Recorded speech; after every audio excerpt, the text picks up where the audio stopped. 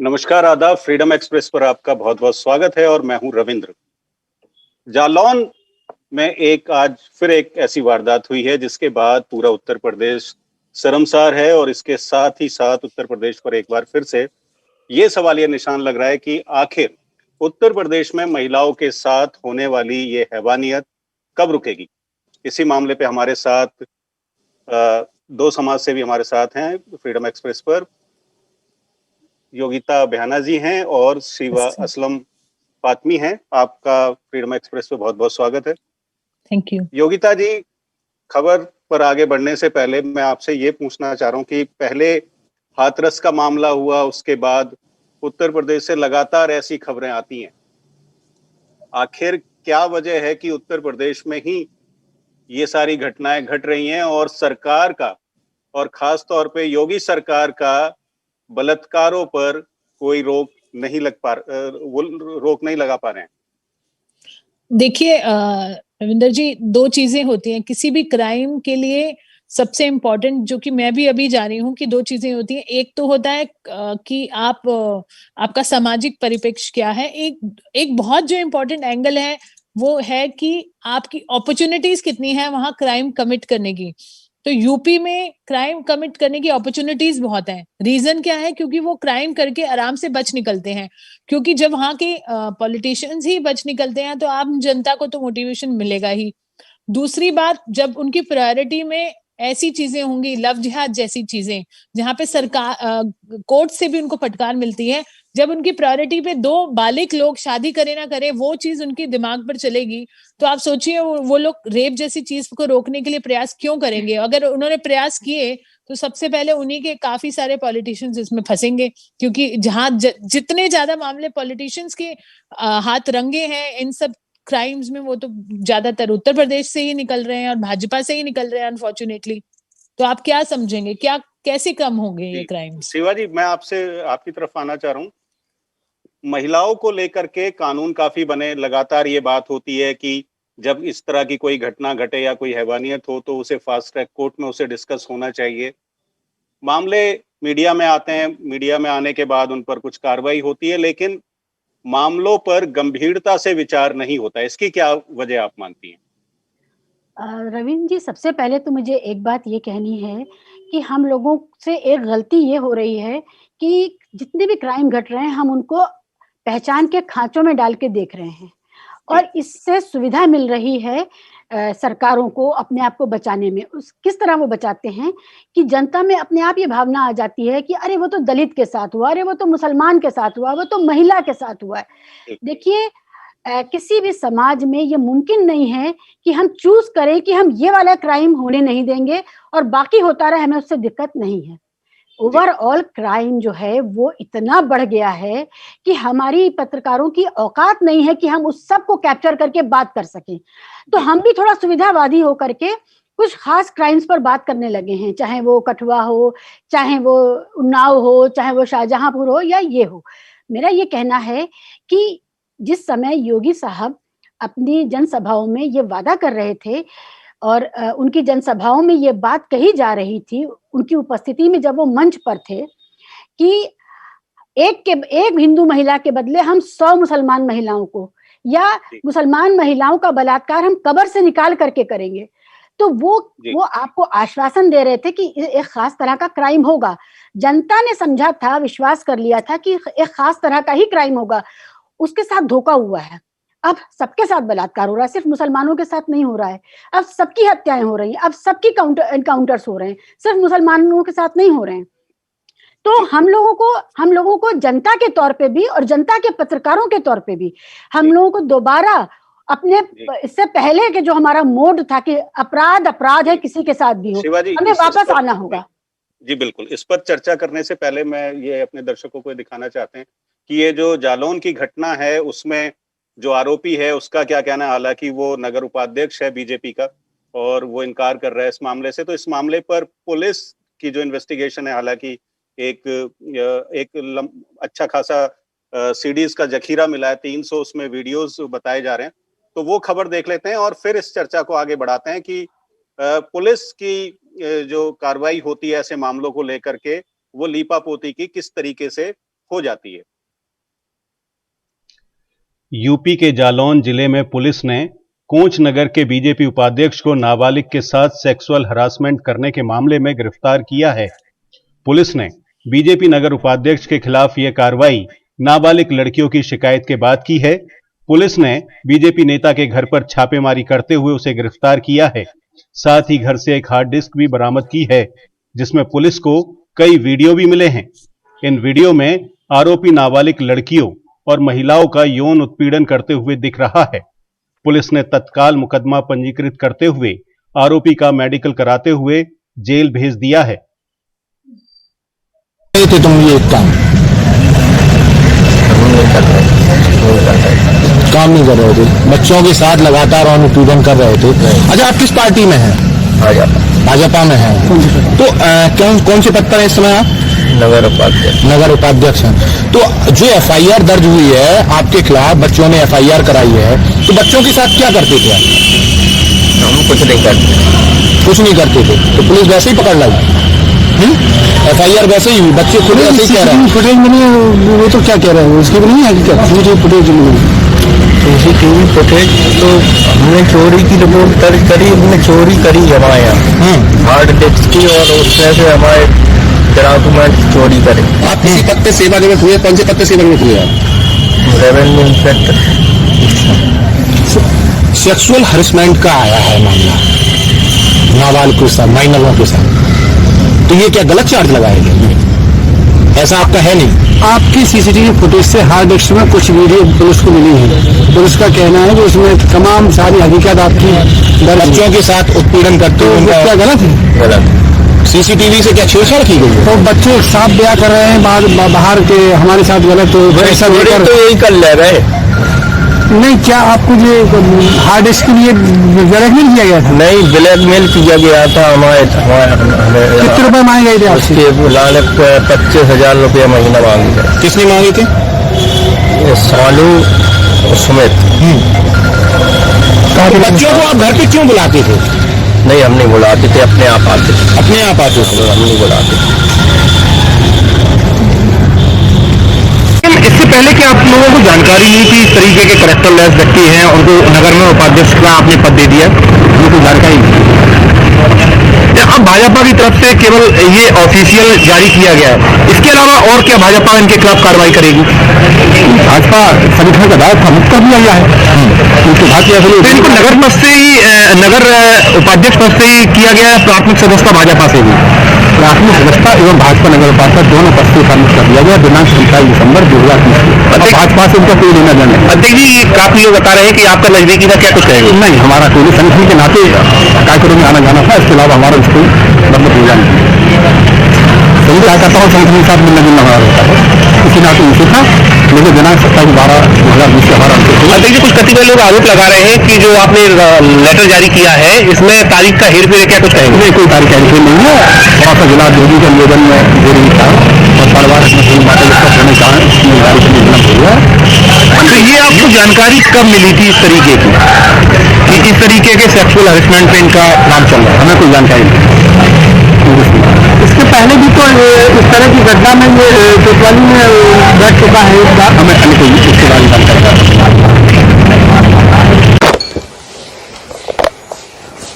कोंच में एक हुक्म का मामला सामने आया है, क्या है पूरा मामला? उसमें गिरफ्तारी हुई है और किन किन धाराओं में, क्या अभी कोंच कस्बे का एक प्रकरण कल सामने आया था, उसमें एक अश्लील हरकत और दुष्कर्म का मामला था।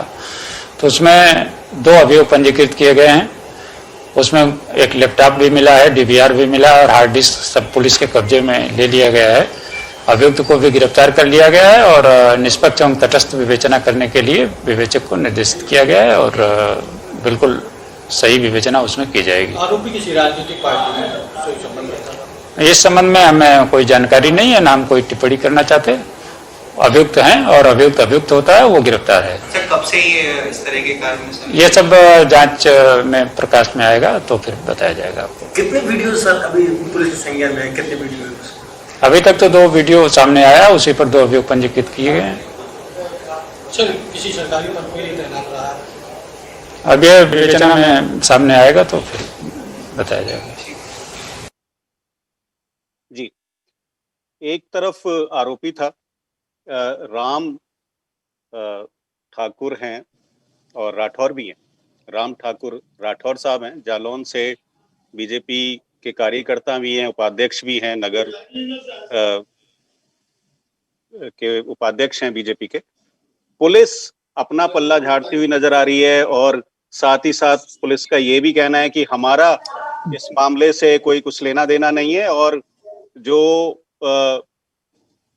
एक अपराधी है वो अपराधी की तरह उसके साथ ट्रीट किया जाएगा। यानी पुलिस की जो लीपापोती है वो बिल्कुल चालू हो गई है। दूसरी तरफ पार्टी ने पल्ला झाड़ लिया है। योगिता जी, मैं आपसे ये जानना चाहता हूं कि ऐसे मामलों में जब मामला थोड़ा सा भी हाई प्रोफाइल होता है, हाथरस की क्योंकि घटना देखी पुलिस ने किस तरीके का वहां प्रेशर बनाया, उसके अलावा एक पॉलिटिकल प्रेशर अलग बना, सोशल मीडिया पर ट्रोल वो अलग हुआ। ऐसे ही मामलों में पुलिस लीपापोती करने की वजह क्या है? पुलिस की जो लीपापोती होती है उसकी वजह क्या है? देखिए, आपने सवाल में ही जवाब दे दिया। एक तो बहुत आसान होता है कि पल्ला झाड़ लीजिए, क्योंकि अगर वो एक्नॉलेज करेंगे और वो बोलेंगे हिस्सा है तो डेफिनेटली पार्टी की छवि खराब होती है, जो कि ऑलरेडी उनको ये नहीं पता कि सच में खराब हो चुकी है। लेकिन और लीपापोती की भी यही वजह है। पुलिस का किसी पार्टी का पक्ष लेना, ये किस तरीके की पुलिसिंग है, किस तरह की सुरक्षा है ये? बिल्कुल, ये बात बिल्कुल आपकी सही है, पर ये सच्चाई है। हमें ये बात छुपी नहीं है कि जिस स्टेट की सरकार होती है उसी स्टेट के अंडर वो पुलिस आती है, तो वो उसी की डमी और उसी के पपी एक्ट करते हैं। तो उसमें तो कुछ नया नहीं है, इसीलिए बॉडीज का निष्पक्ष होना बहुत जरूरी है, पर वो है नहीं अनफॉर्चुनेटली। यहाँ तो अभी हम पुलिस की बात कर रहे हैं, अगर हम अदालतों की बात करें तब भी वो सेम है। बोलना जायज है या नहीं मुझे नहीं पता, बट बहरहाल मुद्दा यही है कि क्योंकि पोस्टिंग नियुक्तियां वो सरकार स्टेट करती है, तो इसीलिए पुलिस भी अपना देखते हुए उन्हीं के गुनाहों को छुपाने में, उल्टा निकालने की बजाय, उन पर कोई एक्शन लेने की बजाय वो कवर अप करने में ही उनका ज्यादा एनर्जी जाता है। जी, शिवाजी, आपकी तरफ मैं आना चाहूंगा। क्या कैंडल मार्च निकलने के बाद ही कोई न्याय मिलेगा या उससे पहले भी कोई न्याय की गुंजाइश है? नहीं, किसी कैंडल मार्च निकलने से या किसी और तरह की मार्च निकलने से अब कुछ नहीं होगा। ये वो चिकना घड़ा दौर आया है जिसमें किसी पर किसी बात का असर नहीं होता है। अब वो दौर जब हम निर्भया के लिए इकट्ठे हुए थे और तुरंत हम लोगों ने बहुत बड़ी कार्रवाइयां करवाई, यहाँ तक कि जो स्पेशल कमेटी भी बैठ गई, हाई पावर कमेटी भी बैठ गई, नया कानून भी बन गया। वो 2012-13 का दौर खत्म हो चुका है। अब हम जिस दौर में है, ना यहाँ किसी से कोई इस्तीफा मांगता है, ना इस्तीफा देता है, न यहाँ पर किसी भी तरह की जिम्मेदारी जो है वो तय की जाती है। और ये बात सही है कि हम पहले देखते थे कि सुओ मोटो हमारी अदालतें बोलती थी। सुओ मोटो बहुत सारे ऑर्गेनाइजेशन थे, चाहे वो महिला आयोग हो, चाहे वो बाल कल्याण हो, चाहे वो माइनॉरिटी कमीशन हो, चाहे वो नेशनल ह्यूमन राइट्स कमीशन हो, ये सारे लोग सुओ मोटो संज्ञान लेते थे। आज हम लोग को ये सवाल करना चाहिए कि ये जो मोटी तनख्वाहें यहाँ बैठे लोगों को दी जा रही है, वो क्यों दी जा रही हैं? इनके मुंह में दही जमा हुआ है, तो हमें ये क्यों चाहिए? तो सवाल ये है कि अब बिल्कुल इस मुगालते में मत रहिए कि किसी कैंडल मार्च से कुछ होगा। गिरफ्तारियां ही होंगी कैंडल मार्च निकलने वालों की निकालने के लिए, और कुछ नहीं होगा। योगिता जी, ये एक बड़ा सवाल है कि क्या कैंडल मार्च निकालने से अब न्याय नहीं मिलेगा, लेकिन बतौर समाज सेवी भी जो समाज सेवी जो सेवी हैं या जो समाज के लिए जो काम करते हैं, उनका भी ऐसे मामलों को लेकर के अपना कुछ दायित्व होता है, फर्ज होता है। हर बार समाज सेवी बातें आगे रखते हैं और उस पर कोई हल निकलता हुआ दिखाई देता है। निर्भया के मामले में ये खूब हुआ। उत्तर प्रदेश में ऐसी स्थिति क्यों नहीं बन रही है? क्यों लोग सड़क पर नहीं आते? क्यों हल्ला नहीं बोलते? आए थे सड़क पर, हाथरस के लिए आए थे, तभी सीबीआई का दबाव बना और तभी काफी कुछ हुआ। हालांकि उतना नहीं हुआ जो हमने सोचा था कि लोकल अधिकारी जो है वो भी निष्कासित हो। वो सब चल रही है कार्रवाई, बट उस पर जितने भी एक्शन हुआ है वो थोड़ा बहुत हल्ला मचने के बाद ही हुआ। इस बात से आप अग्री करेंगे? तो ऐसा नहीं है कि हल्ले का कोई उसका कोई नहीं है, बिल्कुल असर नहीं है। बट अभी क्या है ना कि लोग भी थक गए हैं, क्योंकि पहले निर्भया जैसी घटना सुनी तो लोगों ने आवाज उठाई तो एक बदलाव आया। अभी हर रोज ही ऐसी घटना हो रही है, तो लोगों में, एक्टिविस्ट में भी, हम लोग भी दिन ब दिन नए केसेस आ जाते हैं। तो एक तरह से मतलब पूरा का पूरा एक तूफान सा आ रखा है, कहाँ आप किसके अंदर एनर्जी लगाएंगे। तो एक कई हाथरस जैसी घटनाएं होती हैं जहां पर ज्यादा हल्ला हो जाता है, बट कितनी घटनाएं हो रही हैं, कहाँ कहाँ हल्ला मचाएं, ये भी तो देखिए ना। और सुओ मोटो की बात मैडम ने बिल्कुल ठीक करी है, उन्होंने बोला अभी एजेंसीज तो बिल्कुल माउथपीस है सरकार की, पहले थोड़ा बहुत सुओ मोटो सुनने में आ जाता था, अब तो वो भी नहीं आता है। तो एक ऑर्गेनाइजेशन, और जैसे कि मैं भी हाथरस गई थी, आपने देखा होगा 2-3 बार, तो हम पे एजेंसीज लगा दी थी। तो कितने लोग रिस्क करेंगे अपने आप की लाइफ को, और अपने, और इन्होंने कितने लोगों को अंदर किया। एक वो डॉक्टर साहिबा पहुंची थी तो उनको आतंकी भाभी बता दिया, या उनके ऊपर कितने लांछन लगाए। तो इस तरह की विंडिक्टिव चीजें जो भी ये सरकार करती है, तो आप कितना आप आवाज उठा लेंगे, आप बताइए। शिवाजी, आप इस बात से सहमत हैं कि जो समाज सेवी हैं उनके ऊपर सरकार कंट्रोल करना चाहती है और उनके ऊपर एक दबाव बनाया जाता है? समाज सेवियों की लगातार गिरफ्तारियां हुई हैं, अगर आप देखें जी। जो भी एक्टिविस्ट लोग हैं वो उन्हीं को अब सरकार ये को हम किस सरकार बदनाम की बात करने कर का। रहे हैं? इससे पहले की सरकार की बात कर रहे हैं या मौजूदा सरकार की बात कर रहे हैं? आप देखिए ना, मौजूदा सरकार में एक नया गढ़ा गया है जुमला, जिसमें यह कहा जाता है कि आप सरकार को बदनाम कर रहे हैं इसलिए आपकी गिरफ्तारी हो रही है। यानी कि अपराध होगा, अपराध की चर्चा मत कीजिए, चर्चा करेंगे तो वो सरकार बदनाम हो जाएगी, और ये देशद्रोह हो गया है। सरकार के बारे में अगर आपने कोई कमेंट किया तो वो अब देशद्रोह, ये नया नॉर्मल है।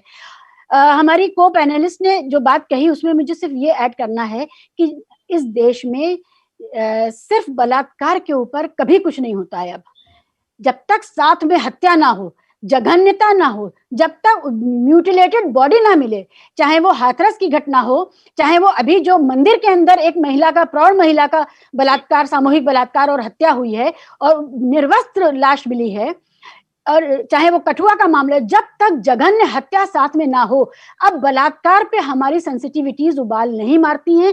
ये हमारे यहाँ का न्यू नॉर्मल है। कहने में बहुत दुख है, लेकिन इसको आप देख लीजिए, आप नजर दौड़ा के देख लीजिए कि किन मामलों में कैंडल मार्च हुआ, किन मामलों में एक्टिविस्ट भी ज्यादा सामने आए, क्योंकि ये बिल्कुल बर्दाश्त से बाहर हो जाता है, तब ये होता है, वरना बलात्कार पे अब कुछ खास होता नहीं है। योगिता जी, सहमत हैं आप इस बात से कि बलात्कार को लेकर के जो सामाजिक जो चेतना है वो खत्म हो चली है, और जब तक उसमें कोई मर्डर ना हो जाए या कोई बर्बरता ना हो जाए, जब तक कोई एक्शन नहीं होता? बिल्कुल बिल्कुल, बात उनकी बिल्कुल सही है। यही बात मैं भी बोल रही थी कि हम इतना पढ़ चुके हैं इन घटनाओं को, रोज पढ़ रहे हैं, लगातार पढ़ रहे हैं, तो थोड़ी इम्यूनिटी लोगों की बिल्ड हो जाती है जैसे, और वो रोज ही पढ़ने लगते हैं तो न्यू नॉर्मल हो जाता है। तो इसमें लोगों की चेतना की भी गलती नहीं है, वो भी थक चुके हैं सुन के, और वो भी बाहर अपनी आवाज उठा के थक चुके हैं। लेकिन सवाल यही है ना कि ये जो फ्रेजिंग पॉइंट है ये टूटेगा कैसे?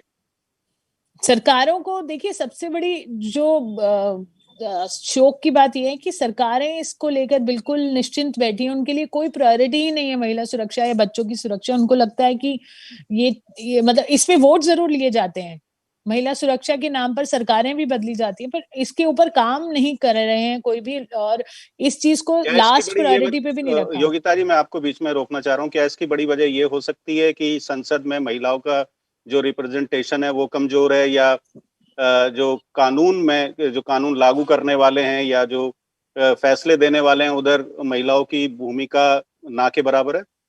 मैं कुछ कह नहीं सकती, क्योंकि अभी इतने में 78 महिलाएं तो हैं, 74 या 74 हैं महिलाएं। उनमें से कितनों ने आवाज उठा ली आज तक महिला सुरक्षा के ऊपर? आप बताइए, किसने कुछ बोल दिया, कोई कानून के लिए कोई कार्रवाई की या पैरवी की है अभी तक?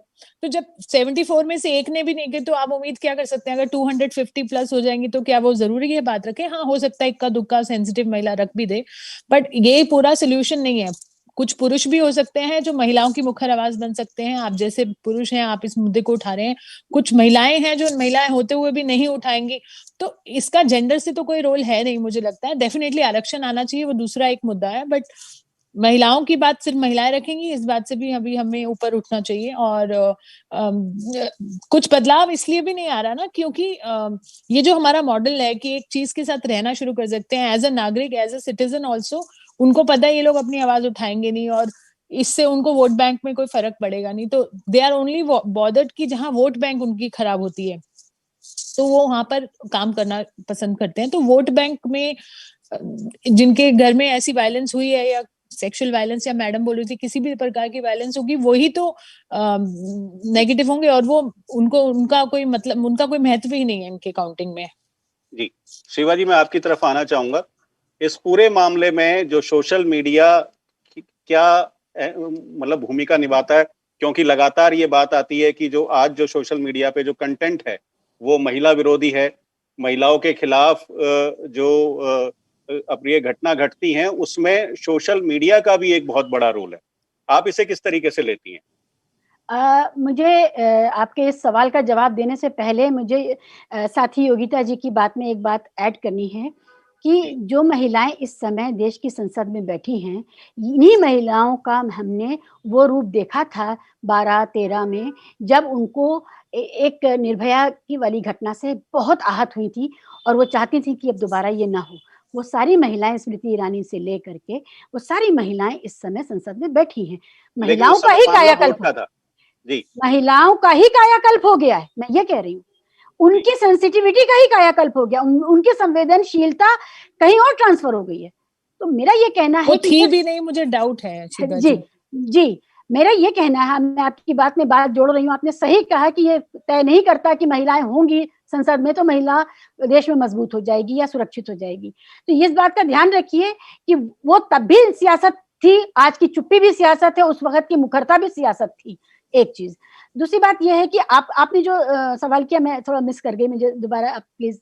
मैं आपसे ये पूछना चाह रहा हूँ, जो मौजूदा कंटेंट जो सोशल मीडिया पर जी।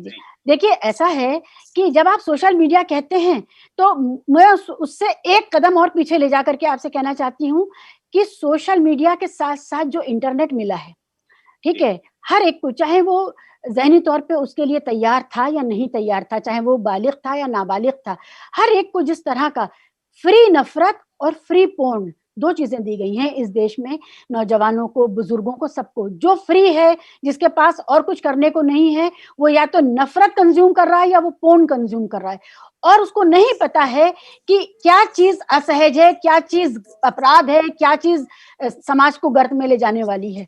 ये दोनों चीजें हम लोगों को, हमारे नौजवानों को, हमारे लोगों को, बुजुर्गों को, सबको फ्री दी गई हैं।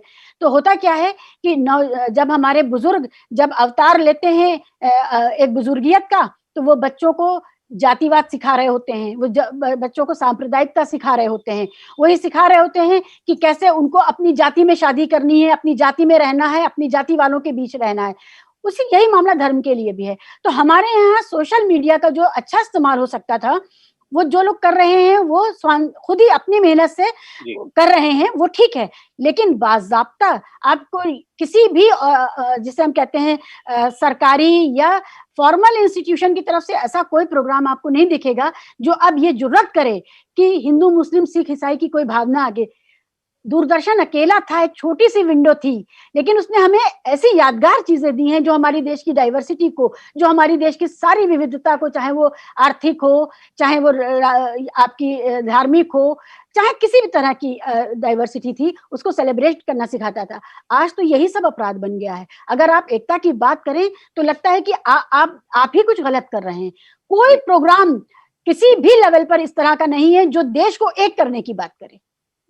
एक अंतिम सवाल के साथ इस चर्चा को विराम देंगे। योगिता जी, मैं आपसे पूछना चाह रहा हूं कि मौजूदा समय में जिस तरीके से हिंसक घटनाएं बढ़ रही हैं और वारदातों को अंजाम दिया जा रहा है, ना सिर्फ उत्तर प्रदेश में, इसके अलावा हरियाणा में भी, अगर हम बात करें, हरियाणा की बात करें, राजस्थान का तो और ज्यादा हाल खराब है। कुल मिलाकर के अगर देखें मौजूदा समय में, अगर पिछले 20 साल की अगर बात करें, तो महिलाओं के प्रति होने वाले अपराध के आंकड़े में काफी अंतर आया है, बढ़े हैं अपराध लगातार। इन अपराधों को क्या फास्ट ट्रैक कोर्ट बनाने से या कड़े फैसले लेने से या फांसी की सजा मुकर्रर करने से क्या रोका जा सकता है? बिल्कुल, कहीं ना कहीं सजा सुनाई जाए और टाइम से सुनाई जाए।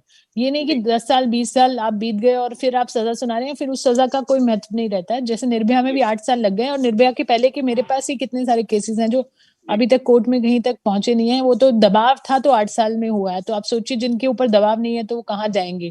तो एक समय से एक फैसला आना बहुत जरूरी है, चाहे वो जो भी सजा है, जो बनती है वही सजा। हम अभी भी अपने कानून में इतना विश्वास तो रखते हैं कि वो जो भी सजा देंगे वो होगी।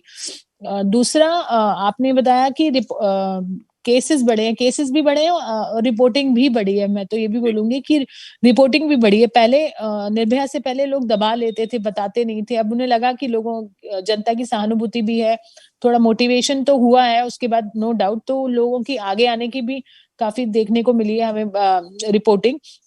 But at the same time इसकी तरफ जो काम होने चाहिए, जो कि हम एक्सपेक्ट कर रहे थे निर्भया के समय में कि कोई जादू हो जाएगा और एक भी केस नहीं होगा और सब कुछ ठीक हो जाएगा, ये मे बी आखिरी केस होगा, ऐसा मेरे अंदर बहुत उम्मीद जगी थी, बहुत ज्यादा। उस समय लगा था कि कुछ जादुई प्रक्रिया होने वाली है और 1 साल के अंदर अंदर मुझे लगता था कि सब कुछ अच्छा हो जाएगा, बट वो नहीं हुआ। इस बात का बहुत दुख है जी। इस उम्मीद के साथ कि जो आने वाला समय हो वो ऐसा हो जिसमें महिलाओं के प्रति जो अपराध है वो कम हो, और अगर कोई अपराध हो तो उसका जो फैसला है, इन्वेस्टिगेशन है, वो जल्द से जल्द हो और सजा जल्द मुकर्रर हो। योगिता जी, आपने फ्रीडम एक्सप्रेस पे अपना कीमती समय दिया। शिवा असलम जी, आपने अपना कीमती समय दिया। इसके लिए आप दोनों का बहुत बहुत धन्यवाद। और इस कार्यक्रम में इतना ही, लेकिन जाने से पहले हम अपने दर्शकों से ये गुजारिश करना चाहेंगे कि फ्रीडम एक्सप्रेस चैनल एक इंडिपेंडेंट मीडिया हाउस है। इस पर आप अपना जो शेयर है वो जरूर करें और वीडियो को लाइक भी जरूर करें। फिलहाल इस कार्यक्रम में इतना ही। दीजिए इजाजत। नमस्कार, आदाब।